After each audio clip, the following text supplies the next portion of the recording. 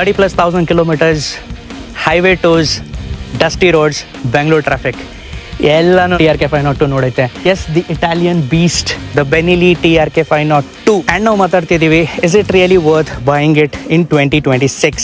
ಇದು ನನ್ನ ownership review. 4+ ಇಯರ್ಸಿಂದ ನಾನು ಈ ಒಂದು ಮೋಟರ್ ಸೈಕಲ್ನ ಯೂಸ್ ಮಾಡಿದ್ದೀನಿ. ನೀವು ನೋಡ್ತಾ ಇರೋದು ನನ್ನ ಹಿಂದೆ.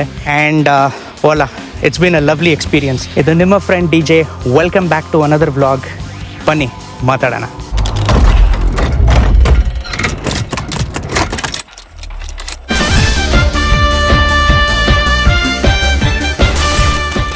ಸೊ ನಾನು ನಿಮಗೆ ಈ ವ್ಲಾಗಲ್ಲಿ ರಿಯಲ್ ಇಶ್ಯೂಸು, ಮೇಂಟೆನೆನ್ಸ್ ಕಾಸ್ಟು ಮತ್ತು mileage and overall ownership experience ಹೇಗಿದೆ ಬೆನಿಲಿ TRK 502 ಅಂತ ಹೇಳ್ತಾ ಇದ್ದೀನಿ. So you would get a better idea, should you go for this Italian beast or not. ಯಾಕಂದರೆ 4 ವರ್ಷ ಹೇಗೆ ಏನು ಎತ್ತ ಅಂತ ಈ ಗಾಡಿ ಜೊತೆ ನಾನು ಬಾಳಿದ್ದೀನಿ. ಸೊ ನಿಮಗೊಂದು ಐಡಿಯಾ ಬರುತ್ತೆ that should you really go for this beast or not. One by one ಮಾತಾಡೋಣ. ಸೊ ಫಸ್ಟ್ ಥಿಂಗ್ ಫಸ್ಟ್, ಗಾಡಿ ಕಂಡೀಷನ್ ಹೇಗಿದೆ ಅಂತ ನೀವು ಒಂದ್ಸಲ ನೋಡ್ತಾ ಇರ್ಬೋದು. ಒಂದು ಸಿನಿಮ್ಯಾಟಿಕ್ ಶಾರ್ಟ್ಸ್ ನಾನು ನಿಮಗೆ ತೋರಿಸ್ತಾ ಇರ್ತೀನಿ. It's been a lovely experience owning Benelli TRK 502. ನಾನು ಇದನ್ನು ಓನ್ ಮಾಡ್ತಿದ್ದೀನಿ ಅಂದ್ಕೊಂಡು ಯಾವುದೇ ರೀತಿಯ ಭೇದ ಭಾವ ಇಟ್ಕೊಂಡು ನಾನು ಮಾತಾಡ್ತಾ ಇಲ್ಲ, ಅಥವಾ ಬಯಸ್ಡ್ ಓನರ್ಶಿಪ್ ರಿವ್ಯೂ ಅಥವಾ ಎಕ್ಸ್ಪೀರಿಯನ್ಸ್ ಅನ್ನೋದು ನಾನು ಈ ವ್ಲಾಗಲ್ಲಿ ತೋರಿಸ್ತಾ ಇಲ್ಲ. ಏನೇ ಇದ್ರೂ ನಿಜ ಹೇಳ್ತೀನಿ. ಸೊ ನೀವು ಪ್ರತಿಯೊಂದೂ ನೋಡ್ತಾ ಇರ್ಬೋದು, ಟೈರ್ಸ್ ಆಗಿರ್ಬೋದು, ಸಸ್ಪೆನ್ಷನ್ ಆಗಿರ್ಬೋದು, ಡಿಸ್ಕ್ ಬ್ರೇಕ್ಸ್ ಆಗಿರ್ಬೋದು, ಓವರ್ ಆಲ್ ಗಾಡಿದು ಲುಕ್ ಆ್ಯಂಡ್ ಫಿನಿಶ್ ಆಗಿರ್ಬೋದು. ಆ್ಯಂಡ್ ಮೈಂಡ್ ಇಟ್, ಇದು 4 years+ ಓಲ್ಡ್ ವೆಹಿಕಲ್. ಇವಾಗ 2022 ಮಾರ್ಚಲ್ಲಿ ತೊಗೊಂಡಿದ್ದು, ನನಗೆ ಚೆನ್ನಾಗಿ ಜ್ಞಾಪಕ ಇದೆ.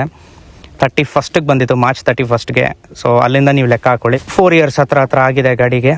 ಗಾಡಿ ಅನ್ನೋದು ಹೇಗಂದರೆ, ನನ್ನ ಪ್ರಕಾರ ನೀವು ಅದನ್ನು ಹೇಗೆ ಮೇಂಟೈನ್ ಮಾಡ್ತೀರಾ ಅನ್ನೋದು ಯಾವಾಗಲೂ ಡಿಪೆಂಡ್ ಆಗುತ್ತೆ. ಇಟ್ಸ್ ನಾಟ್ ಓನ್ಲಿ ದ್ಯಾಟ್ ನೀವು ಗಾಡಿ ಬ್ರ್ಯಾಂಡ್ ತೊಗೊಂಡು ಗಾಡಿನ ನಾನು ಸಖತ್ತಾಗಿ ಓಡಿಸ್ಬಿಡ್ತೀನಿ, ಗಾಡಿ ಸಖತ್ತಾಗೇ ಇರುತ್ತೆ. ಯಾಕಂದರೆ ಕೆಲವೊಂದು ಜಾಗದಲ್ಲಿ ಹೇಗೆ ಗೊತ್ತಾ, ಬ್ರ್ಯಾಂಡ್ ಮ್ಯಾಟ್ರ್ ಆಗಲ್ಲ. ಅದು ಏನೋ ಗೊತ್ತಿಲ್ಲ, ಈ ನಡುವೆ ತುಂಬಾ ಜನರು ಬ್ರ್ಯಾಂಡ್ ಅಂತ ಹೋಗ್ತಾ ಇದ್ದಾರೆ. ಬಟ್ ಬ್ರ್ಯಾಂಡ್ ಅನ್ನೋದು is a wrong culture if you ask me in biking community. ಸದ್ಯಕ್ಕೆ ಅದೇ ಆಗ್ತಾ ಇದೆ. But what you are suppose to do is always ಬ್ರ್ಯಾಂಡ್ನ ಸೈಡಿಗೆ ಇಟ್ಬಿಟ್ಟು ನೀವು ಯಾವಾಗಲೂ, ನಾನು ಒಂದು ಮೋಟರ್ ಸೈಕಲ್ ಓಡಿಸ್ತಾ ಇದ್ದೀನಿ. So even if it is a 50cc motorcycle ಅಥವಾ 1000cc motorcycle, a motorcycle is a motorcycle, a bike is a bike. ಯಾವುದೇ ಒಂದು ಹುಡುಗರಿಗೆ ನೀವು ಕೇಳಿದ್ರೆ ಬೈಕ್ ಅಂದರೆ ಒಂದು ಇಮೋಷನ್ನು. ಸೊ ಅದು 50cc ಇಮೋಷನ್ ಇರ್ಬೋದು, 1000cc ಇಮೋಷನ್ ಇರ್ಬೋದು. ಸೊ ಅದ್ರ ಬಗ್ಗೆ ನಾನು ಮಾತಾಡ್ತಾ ಇಲ್ಲ. So this being a 500cc, I have come a long way. ನೀವು ನನ್ನ ಒಂದು ಬೈಕಿಂಗ್ ಹಿಸ್ಟ್ರಿ ನಾನು ಹೇಳಬೇಕಂದ್ರೆ, ಐ ಸ್ಟಾರ್ಟೆಡ್ ಆಫ್ ವಿತ್ ಕ್ಯಾನೆಟಿಕ್ ಹೋಂಡಾ. ನಮ್ಮ ಮನೆಯಲ್ಲಿತ್ತು, ನಮ್ಮ ಮಾಮದು. ಸೊ ಅದನ್ನು ಓಡಿಸಿ ನಾನು ಕಲ್ತಿದ್ದು.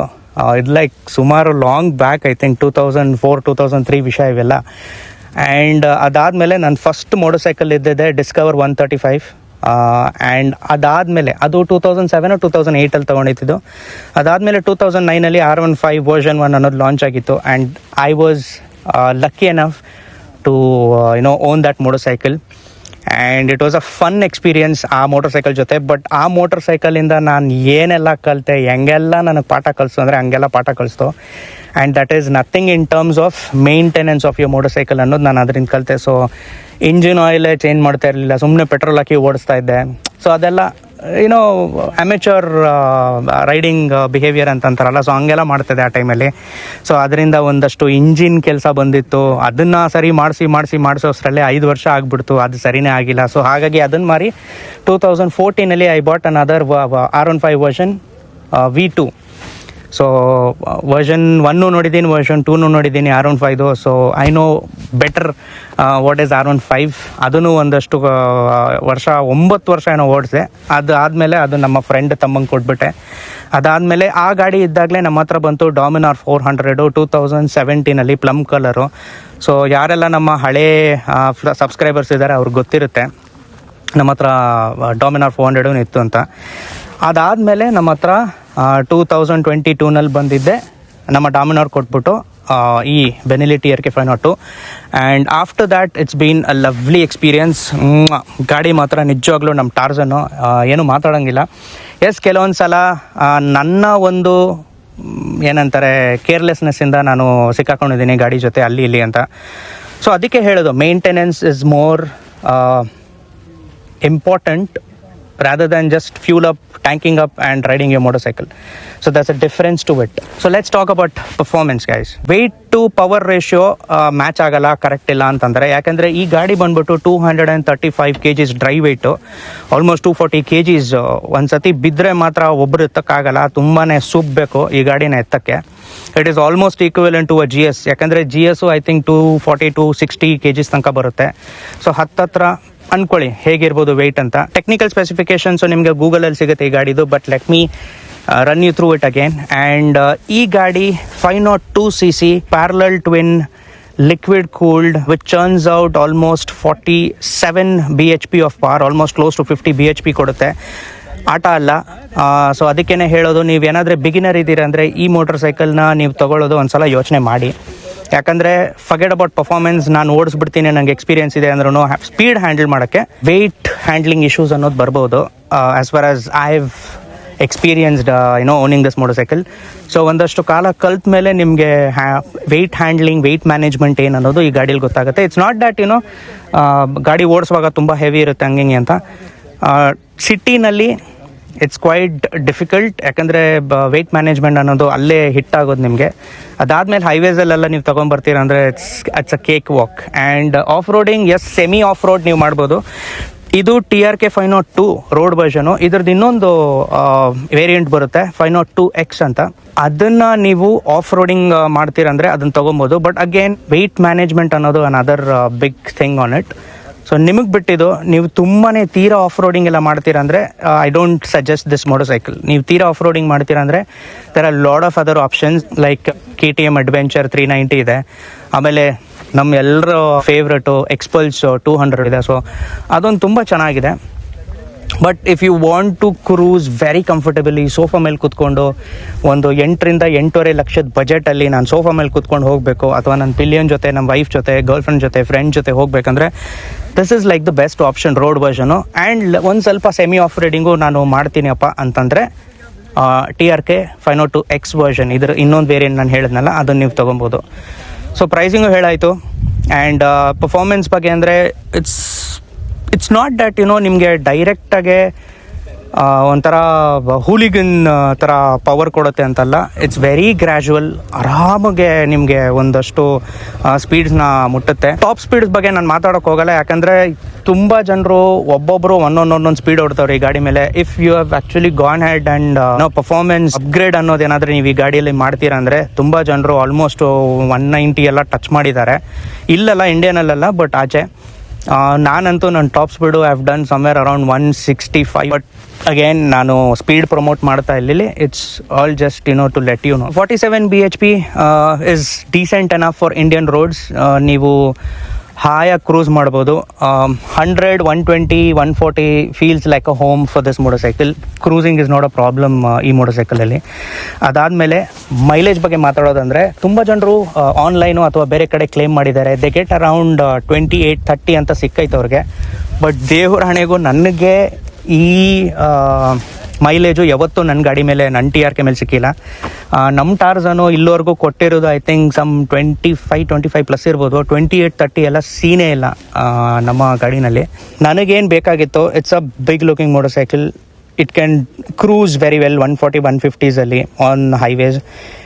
ಕಂಫರ್ಟ್ ಲೆವೆಲ್ ನೀವು ನೋಡೋಕೆ ಹೋಗ್ಬಿಟ್ರೆ ಅಲ್ಟಿಮೇಟು. ಇದರಲ್ಲಿ ನೀವು ಒಂದು ಸಲ ಟೆಸ್ಟ್ ರೈಡ್ಗೆ ಅವೈಲೇಬಲ್ ಇರುತ್ತೆ. ಬೆಂಗಳೂರಲ್ಲಿ ಇದ್ದೀರಾ ಅಂದರೆ, ಅಥವಾ ನಿಮ್ಮ ನಿಯರೆಸ್ಟ್ ಸಿಟಿನಲ್ಲಿ ಎಲ್ಲನ ನಿಮಗೆ ಬೆನಿಲಿ ಶೋರೂಮ್ಸ್ ಇದೆ ಅಂದರೆ ಒಂದು ಟೆಸ್ಟ್ ರೈಡ್ ತೊಗೊಂಡು ನೋಡಿ. ಈ ಸೀಟಲ್ಲಿ ಸಿಗೋ ಕಂಫರ್ಟ್ ನಿಮಗೆ ಸ್ಟಾಕ್ ಸೀಟಲ್ಲಿ ಬೇರೆ ಯಾವುದನ್ನ ಗಾಡಿನಲ್ಲಿ ಈ ಸೆಗ್ಮೆಂಟಲ್ಲಿ ಸಿಗ್ಬಿಟ್ರೆ ನಿಮಗೆ ಬಿಟ್ಟಿದ್ದು, ನೀವು ಏನು ಬೇಕಂತ ಕೆಳಗಡೆ ಬಂದುಬಿಟ್ಟು ಬೈದ್ಬಿಡ್ಬೋದು. So comfort is like advantage on this motorcycle. ನಾನು ಫಿದಾ ಆಗಿದೆ ಈ ಗಾಡಿನ ಟೆಸ್ಟ್ ರೈಡ್ ತೊಗೊಂಡು. ಫಸ್ಟು ಸೀಟ್ ಆ್ಯಂಡ್ ಕಂಫರ್ಟ್, ಆ ಸಸ್ಪೆನ್ಷನ್ ಸೆಟಪ್ ನೋಡಿ. So by the way you can actually tweak ಈ ಸಸ್ಪೆನ್ಷನ್ನ ಸಾಫ್ಟು ಹಾರ್ಡ್ ಅಂತ ಮಾಡ್ಬೋದು. ನಾನು ಮಿಡ್ಡಲ್ಲಿ ಇಟ್ಟಿದ್ದೀನಿ, ಯಾಕಂದರೆ ಹೈವೇಸಲ್ಲಿ ನೀವು ಕಾರ್ನರಿಂಗ್ ಮಾಡುವಾಗ ನಿಮಗೆ ಸ್ವಲ್ಪ ಸ್ಟಿಫ್ ಸಸ್ಪೆನ್ಷನ್ ಅನ್ನೋದು ಇರಬೇಕು. ತುಂಬಾ ಸಾಫ್ಟ್ ಇಟ್ಟರೆ ಆಗಲ್ಲ. Weight management over the time ನೀವು ಕಲ್ತ್ಕೊಳ್ತೀರಾ ಹೇಗಂತ ಅಂದ್ಬಿಟ್ಟು. ಯಾಕಂದರೆ ಹ್ಯಾಂಡ್ಲಿಂಗ್ 240 kgs ಎಲ್ಲರ ಕೈಯಲ್ಲೂ ಆಗಲ್ಲ. It requires experience, it requires for you to ride some big motorcycles. ಒಂದು ಸ್ವಲ್ಪ ದೊಡ್ಡ ಮೋಟರ್ ಸೈಕಲ್ಸ್ನ ನೀವು ಓಡಿಸ್ಕೊಂಡು ಬಂದಿರಾ ಅಥವಾ ಅಪ್ಗ್ರೇಡ್ ಮಾಡ್ಕೊಂಡು ಬಂದಿದ್ದೀರಾ ಒಂದು 100 cc ಇಂದ 500 cc ವರೆಗೂ, ಇಲ್ಲಾಂದರೆ 1000 cc ಎಲ್ಲ ಓಡಿಸಿದ್ದೀರಾ ನೀವು. ನನಗೆ ಒಂದು ಹೈವೇ ಟೂರಿಂಗ್ ಮಾಡೋಕ್ಕೆ, ಕ್ರೂಸ್ ಮಾಡೋಕ್ಕೆ ಒಂದು ಸಣ್ಣ CC ಗಾಡಿ ಬೇಕಂದರೆ ಅಂಥವ್ರಿಗೆ ಈ ಗಾಡಿಗೆ ಬಂದರೆ ಅವ್ರಿಗೆ ಏನು ಅನಿಸಲ್ಲ, ಸೈಕಲ್ ಥರ ಹ್ಯಾಂಡಲ್ ಮಾಡಿಬಿಡ್ತಾರೆ. ನಾನು ಇವಾಗ ಸೈಕಲ್ ಥರ ಹ್ಯಾಂಡಲ್ ಮಾಡ್ತೀನಿ ನಮ್ಮ ಗಾಡಿನ. ಬಟ್ ಕಡಿಮೆ CC ಗಾಡಿಯಿಂದ, ಕಡಿಮೆ ವೆಯ್ಟ್ CC ಮೋಟರ್ ಸೈಕಲಿಂದ ನೀವು ಇದಕ್ಕೆ ಅಪ್ಗ್ರೇಡ್ ಆಗ್ತಿದ್ದೀರ ಅಂದರೆ ಸ್ವಲ್ಪ ವೆಯ್ಟ್ ಮ್ಯಾನೇಜ್ಮೆಂಟ್ ಅನ್ನೋದು ಟೇಕ್ ಸಮ್ ಟೈಮ್. ತೊಗೊಂಡಿದ ತಕ್ಷಣ ಡೈರೆಕ್ಟಾಗಿ ಆಫ್ ರೋಡ್ಗೆ ಹೋಗ್ಬಿಡಿ. ಈ ಗಾಡಿ semi off roading, this does not have any hard core off roading capabilities. ಒಂದಷ್ಟು ಸೆಮಿ ಆಫ್ ರೋಡಿಂಗ್ ನಾನು ಹೇಳ್ದಂಗೆ ಮಾಡ್ರೇಟ್ ಅಥವಾ ಬಿಗಿನರ್ ಕೈಂಡ್ ಆಫ್ ರೋಡಿಂಗ್ಸಲ್ಲಿ ಇದು ಕರೆಕ್ಟಾಗಿರುತ್ತೆ. ಸೊ ಈ ಗಾಡಿನಲ್ಲಿ ಹೈವೇಸ್ ನೋಡಿದ್ದೀನಿ, ಒಂದಷ್ಟು ಟೂರ್ ಮಾಡಿದ್ದೀನಿ. 30,000 ಕಿಲೋಮೀಟರ್ಸ್ ಈಗ ಕಂಪ್ಲೀಟ್ ಆಗಿದೆ. ಮಾನ್ಸೂನ್ ರೈಡ್ ಮಾಡಿದ್ದೀನಿ. ಬೈ ದ ವೇ ಎಲ್ಲ ವ್ಲಾಗ್ಸು ನಮ್ಮ ಚಾನಲ್ ಇರುತ್ತೆ. ಇಲ್ಲಿ ತನಕ ಏನಾದರೆ ನೀವು ನನ್ನ ವಿಡಿಯೋನ ನೋಡಿಕೊಂಡು ಬಂದಿದ್ದೀರಾ ಅಂದರೆ ದಯವಿಟ್ಟು please hit that subscribe button and like ಮಾಡೋದನ್ನು ಮರಿಬೇಡಿ. ನಮಗೆ ಇನ್ನಷ್ಟು ಈ ಥರ ವ್ಲಾಗ್ಸ್ ಮಾಡೋಕ್ಕೆ ಪ್ರೋತ್ಸಾಹ ಕೊಡುತ್ತೆ. So lot of touring, lot of emotions attached ಇದೆ ನಮ್ಮ ಈ ಟಾರ್ಜನ್ ಜೊತೆ. ಆ್ಯಂಡ್ ಕರೆಂಟ್ಲಿ ನನಗೆ ಯಾವುದೇ ರೀತಿಯ ಮಾರೋ ತಲೆ ಅಂತೂ ಇಲ್ಲ. But you never know. ನನ್ನ ಪ್ರಕಾರ ಅಂತೂ ನಾನು ತಲೆಯಲ್ಲಿ ಹೇಗೆ ಇಟ್ಕೊಂಡಿದ್ದೀನಿ ಅಂದರೆ ಇದನ್ನು ಇಟ್ಕೊಳ್ಳೇಬೇಕು. ಯಾಕಂದರೆ ಇದ್ರದ್ದು ಮೇಂಟೆನೆನ್ಸು ನಾನು ಕಲ್ತ್ಕೊಂಡ್ಬಿಟ್ಟಿದ್ದೀನಿ. ನನ್ನ ಎಕ್ಸ್ಪೀರಿಯೆನ್ಸ್ ನಾನು ಹೇಳ್ತಾ ಇದ್ದೀನಿ. ನೀವು ಬೆನಿಲಿ TRK 502 ತೊಗೊಂಡು if you have come from a motorcycle maintenance background, ನಿಮ್ಮ ಮೋಟರ್ ಸೈಕಲ್ನ ನೀವೇ ಮೇಂಟೈನ್ ಮಾಡ್ಕೊಂಡು ಬಂದಿದ್ದೀರಾ ಅಂದರೆ, ಅಂಥ ಒಂದು ನಿಮ್ಮ ಹಿಸ್ಟ್ರಿ ಇದೆ ಅಂದರೆ, ಬ್ಯಾಕ್ಗ್ರೌಂಡ್ ಇದೆ ಅಂದರೆ, ನಿಮಗೆ ಈ ಮೋಟರ್ ಸೈಕಲ್ಲು ಮೇಂಟೈನ್ ಮಾಡೋದು ಕಷ್ಟ ಆಗಲ್ಲ. ನೀವೇ ನಾನು ಹೇಳ್ತಿರೋದು, instead of going or reaching out to the service centre. By the way, I don't recommend this. ಯಾರೆಲ್ಲ ಹೊಸೊಬ್ಬರು ಫಸ್ಟ್ ಟೈಮ್ ಗಾಡಿ ತೊಗೊತಿದ್ದೀರಾ, ದಯವಿಟ್ಟು ಸರ್ವಿಸ್ ಸೆಂಟರ್ಗೆ ಹೋಗಿ ಅಲ್ಲಿ ಮಾತ್ರ ಗಾಡಿ ಬಿಡಿ. ಯಾಕಂದರೆ ನಿಮಗೆ ತಲೆಬುಡ ಏನೂ ಗೊತ್ತಿರಲ್ಲ ಈ ಗಾಡಿದು. ಗೊತ್ತಿದ್ರೆ ಮಾತ್ರ like me, because I have known this motorcycle. ನಾನು ನನ್ನ ಪರ್ಸ್ನಲ್ ಮೆಕ್ಯಾನಿಕ್ ಹತ್ರನೇ ಬಿಡೋದು. ಐ ಥಿಂಕ್ ಸ್ಟಾರ್ಟಿಂಗ್ 1-2 ಸರ್ವಿಸ್ ಮಾತ್ರ ನಾನು ಈ ಗಾಡಿನ ಬೆನಿಲಿ ಸರ್ವಿಸ್ ಸೆಂಟ್ರಲ್ಲಿ ಬಿಟ್ಟಿದೆ. ಅದು ಡೊಂಬ್ಳೂರಲ್ಲಿ ಬರುತ್ತೆ. ತುಂಬ ಜನರಿಗೆ ಗೊತ್ತಿಲ್ಲ ಅಂದರೆ ನಾನು ಹೇಳ್ತಾ ಇದ್ದೀನಿ. ಆ್ಯಂಡ್ ಪ್ರತಿ ಸರ್ವಿಸಿಂಗ್ ಕಾಸ್ಟು ನಾನು 2022ನಲ್ಲಿ ತೊಗೊಂಡಿದ್ದಾಗ ನನಗೆ ಬೀಳ್ತಾ ಇದ್ದಿದ್ದು ಸಮ್ವೇರ್ ಅರೌಂಡ್ 10,000, 8,000 to 10,000 ಅಂತ ಇತ್ತು. ನಾನು ಲಾಸ್ಟ್ ಬಿಲ್ಲಿಂಗ್ ನೋಡಿದ್ದು ಸೆಕೆಂಡ್ ಸರ್ವಿಸ್ ಮಾಡಿದಾಗ ಸಮ್ವೇರ್ ಅರೌಂಡ್ 11,000 ಏನೋ ಚಿಲ್ಲರೆ ಮಾಡಿದ್ದು. ಆಲ್ಮೋಸ್ಟ್ 12,000 ಬಿಲ್ ಮಾಡಿದರು. ಅದಾದಮೇಲಿಂದಾನೆ ನಂಗೆ ತಲೆ ಕೆಟ್ಟೋಗ್ಬಿಡ್ತು. ಆ್ಯಂಡ್ ಯಾಕಂದರೆ ರೀಸನ್ ಬೀಯಿಂಗ್ ಅಲ್ಲಿ GST ಪ್ಲಸ್ ವ್ಯಾಟ್ ಪ್ಲಸ್ ಅದು ಲೇಬರ್ ಚಾರ್ಜು ಅದು ಇದು ಎಲ್ಲ ತುಂಬ ಜಾಸ್ತಿ ಆಗಿಬಿಟ್ಟು ಪ್ರತಿ ಯಾವುದೇ ಸರ್ವಿಸ್ ಸೆಂಟ್ರಿಗೆ ಹೋದರೂ ಅದೇ ಮಾಡೋದವರು. ಸೊ ಹಾಗಾಗಿ ಬಿಲ್ ಅಷ್ಟಕ್ಕೆ ಬಂದುಬಿಡುತ್ತೆ. ನಾನು ನನ್ನ ಮೋಟರ್ ಸೈಕಲ್ನ ಅಂದರೆ ನಮ್ಮ ಟಾರ್ಜನ್ TRK 502ನ ನಮ್ಮ ಪರ್ಸ್ನಲ್ ಮೆಕ್ಯಾನಿಕ್ ಹತ್ರ ನಾನು ಮೇಂಟೈನ್ ಮಾಡೋಕ್ಕೆ ಶುರು ಮಾಡಿದಾಗ ನನಗೆ cost half to half reduce ಆಗಿಬಿಡ್ತು. 50% ರಿಡಕ್ಷನ್ ಆಯಿತು. ಸೊ ನಾನೇ ಮೇಂಟೈನ್ ಮಾಡೋಕ್ಕೆ ಶುರು ಮಾಡಿಬಿಟ್ಟೆ ನಮ್ಮ ಮೋಟರ್ ಸೈಕಲ್ನ. ಎಲ್ಲಿ ಖರ್ಚು 12,000 13,000 ಆಗ್ತಾಯಿತ್ತು, ಆ ಖರ್ಚನ್ನ ನಾನು ಡ್ರಾಸ್ಟಿಕಲಿ ಒಂದು 6,000 7,000ಕ್ಕೆ ತಂದಿಟ್ಬಿಟ್ಟೆ. 7,000 ಒಳಗಡೆ ನಾನು ಈ ಗಾಡಿ ಕಂಪ್ಲೀಟ್ ಸರ್ವಿಸಿಂಗ್ ಮುಗಿಸಿರ್ತೀನಿ. That includes your normal maintenance, your air filter cleaning, throttle body cleaning, ಎಲ್ಲ ಪ್ರತಿಯೊಂದು ಕೇಬಲ್ಸ್ ಚೆಕ್ ಮಾಡೋದು, ಆಯಿಲ್ ಲೆವೆಲ್ಸ್ ಚೆಕ್ ಮಾಡೋದು, ಚೈನ್ ಚೆಕ್ ಮಾಡೋದು, ನಿಮ್ಮ ವೀಲ್ ಬೇರಿಂಗ್ಸ್ ಚೆಕ್ ಮಾಡೋದು, ಬ್ರೇಕ್ ಪ್ಯಾಡ್ಸ್ ಚೆಕ್ ಮಾಡೋದು, ನಿಮ್ಮ ಕೂಲೆಂಟ್ ಲೆವೆಲ್ ಚೆಕ್ ಮಾಡೋದು, ಇಂಜಿನ್ ಆಯಿಲ್ ಟಾಪಪ್ ಮಾಡೋದು, ಆಯಿಲ್ ಫಿಲ್ಟರ್ ಹೊಸದು ಹಾಕೋದು. ಸೊ ಇದನ್ನೆಲ್ಲ ನೀವು ಓವರಾಗಿ ನೋಡಿದ್ರೆ ವಾಷಿಂಗ್ ಎಲ್ಲ ಸೇರಿಸ್ಬಿಟ್ಟು ಸಮ್ವೇರ್ ಅರೌಂಡ್ ನಾನು 7,000 ಒಳಗಡೆ ನಾನು ಮುಗಿಸ್ಬಿಟ್ಟಿರ್ತೀನಿ. That is my experience. But ಬೇರೆಯವ್ರಿಗೆ ನೀವು ಇಷ್ಟೆಲ್ಲ ಮಾಡೋಕ್ಕೆ ಹೋಗ್ಬಿಟ್ರೆ ಸರ್ವಿಸ್ ಸೆಂಟರ್ಸ್ ಏನಿಲ್ಲ ಅಂದರೂ ನಿಮಗೆ ಒಂದು 12,000 ಇಲ್ಲಾಂದರೆ 13,000 ತನಕ ಮುಡ ಮುಚ್ತಾರೆ. ಸೊ ಅದನ್ನು ಅವಾಯ್ಡ್ ಮಾಡೋದಕ್ಕೆ ನಾನು ನನ್ನ ಮೇಂಟೆನೆನ್ಸ್ನ ಶುರು ಮಾಡಿದ್ದು. ಸೊ ಎಸ್, ಓವರಾಲ್ ಆಗಿ ಮಾತಾಡಬೇಕಂದ್ರೆ I have been in love with this motorcycle. ನಾನು ಈ ಗಾಡಿನ ಮಾರೋಕ್ಕೆ ನಂಗೆ ಇಷ್ಟ ಇಲ್ಲ. ಆನೆಸ್ಟಾಗೆ ಹೇಳ್ತಾ ಇದ್ದೀನಿ, should you buy this in 2026? I leave this answer to you, ಆಯಿತಾ? ಪ್ರತಿಯೊಂದು ಸಲ ನಾನು ಯಾರನ್ನ ನನಗೆ ಕೇಳ್ಕೊಂಬಂದರೆ should I go for this motorcycle, ಏನಂತೀರಾ, ಹೆಂಗಿದೆ ನಿಮ್ಮ ಎಕ್ಸ್ಪೀರಿಯನ್ಸ್ ಅಂದರೆ, ನಾನು ಅವ್ರಿಗೆ ಯಾವಾಗಲೂ ದಯವಿಟ್ಟು ನೀವು ಗಾಡಿನ ಟೆಸ್ಟ್ ರೈಡ್ ಮಾಡಿ, ಅದೇನಾದರೆ ನಿಮ್ಮ ಪರ್ಪಸ್ನ ಸರ್ವ್ ಮಾಡ್ತಾ ಇದೆ ಅಂದರೆ ದಯವಿಟ್ಟು ತೊಗೊಳ್ಳಿ ಅಂತ ಯಾವತ್ತೂ ಹೇಳ್ತೀನಿ. ಬಜೆಟ್ ಐ ಥಿಂಕ್ ಕರೆಂಟ್ಲಿ ಇವಾಗ ಇದು 8ರಿಂದ 8.5 ತನಕ ಸೇಲ್ ಆಗ್ತಾ ಇದೆ. ಎಕ್ಸ್ ವರ್ಷನ್ ಅದೇ ಒಂದು ಆಲ್ಮೋಸ್ಟ್ 9ಕ್ಕೆ ಟಚ್ ಆಗುತ್ತೆ. ಮೋಟರ್ ಸೈಕಲ್ ಓನಿಂಗ್ ಅಥವಾ ಓನರ್ಶಿಪ್ ಎಕ್ಸ್ಪೀರಿಯನ್ಸು ಎಲ್ರಿಗೂ ಒಂದೇ ಥರ ಇರಲ್ಲ. ಇಟ್ ಡಿಫರ್ಸ್, ಆಯಿತಾ? ಯಾಕಂದರೆ ಎಲ್ಲರೂ ಗಾಡಿನ ಒಂದೇ ಥರ ಓಡ್ಸೋಕ್ಕೆ ಹೋಗಲ್ಲ. ಎಲ್ರದ್ದು ಮೇಂಟೆನೆನ್ಸ್ ಅನ್ನೋದು ಒಂದೇ ಥರ ಇರಲ್ಲ. So it's always different from any other biker who has owned a particular motorcycle ಅಥವಾ ಪರ್ಟಿಕ್ಯುಲರ್ ಬ್ರ್ಯಾಂಡು. ಸೊ ಹಾಗಾಗಿ ನೀವು ಇದನ್ನು ಹೇಗೆ ತೊಗೊಳ್ತೀರಾ, ಹೆಂಗೆ ನೀವು ಜಡ್ಜ್ ಮಾಡ್ತೀರಾ ಈ ಗಾಡಿನ ತೊಗೊಬೇಕಂತ ಅದು ನಿಮಗೆ ಬಿಟ್ಟಿದ್ದು. ಇದನ್ನು ಹೇಳ್ತಾ ನಮ್ಮ ಈ ಓನರ್ಶಿಪ್ ಎಕ್ಸ್ಪೀರಿಯನ್ಸ್ನ ಮುಗಿಸೋಣ. ನಿಮಗೆ ಈ ವಿಡಿಯೋ ಅನ್ನೋದು ಇಷ್ಟ ಆಗಿರುತ್ತೆ ಅಂದ್ಕೊಂಡಿರ್ತೀನಿ. ಇಷ್ಟ ಆಗಿದ್ದರೆ ದಯವಿಟ್ಟು ಸಬ್ಸ್ಕ್ರೈಬ್ ಮಾಡಿ, ಲೈಕ್ ಮಾಡೋದ್ರಿಂದ ನಮಗೆ ಇನ್ನಷ್ಟು ಪ್ರೋತ್ಸಾಹ ಸಿಗುತ್ತೆ ಇಂಥ ಒಂದು ವೀಡಿಯೋಸ್ನ ಮಾಡೋಕ್ಕೆ. ನಾನು ನಿಮಗೆ ಇನ್ನೊಂದು ವೀಡಿಯೋಲಿ ವಾಪಸ್ ಸಿಗ್ತೀನಿ. ಟೇಕ್ ಕೇರ್, ಬಾಯ್.